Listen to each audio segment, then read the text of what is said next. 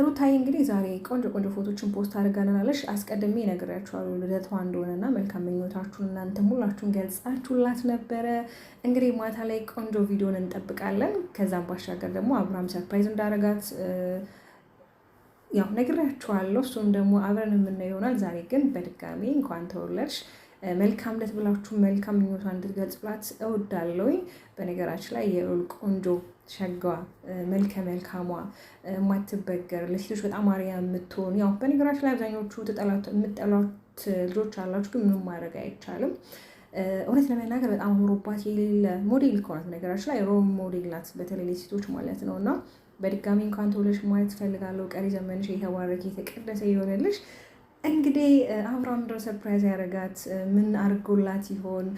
በምን አይነት ነገር አስደስቷት የሚሆነውን እንግዲህ ማታ ሁላችንም የምናየው ይሆናል።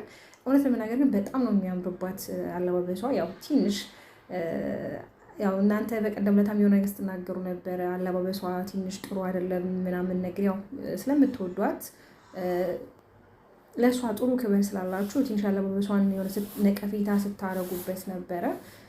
ያው አንዳንድ ጊዜ ደግሞ ወጣ ስትሉ ግድ ነው። አንዳንዴ የሆነ ዘነጥ ብላችሁ ፏ ብላችሁ ግዴታም ሳይሆን ያው አይደለም እንግዲህ አንዳንዴ ወጣ ስትሆኑ የምታደርጓቸው ነገሮች አሉ። ያው አብዛኛዎቹ የምትናደዱ እንግዲህ ወልዳ ራሱ ያው ምንም አይነት ቦርጭ ምናምን የላትም፣ ሞዴል ነው የምትመስለው። ሲቀጥል ደግሞ ምንም አይነት የውፍረት የሚታይባት ልጅ አላለችም እና ከዛ አንጻርም እየተናደዳችሁባት ይመስለኛል።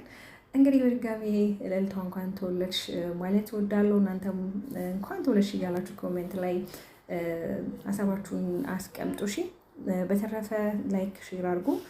ማታ ላይ እንግዲህ ቪዲዮ ሰራላችኋለሁ። ከተመች እስኪ እኔም ላይቭ ስትሪም ገባና ዛሬ እንወያያለን፣ እንጫወታለን፣ ሀሳብ አስተያየት እንሰጣለን ማለት ነው። በተረፈ እንግዲህ አሁንም ድጋሚ መልካም ምኞታችሁን ኮሜንት ላይ አስቀምጡላት። ወዳችኋለሁ።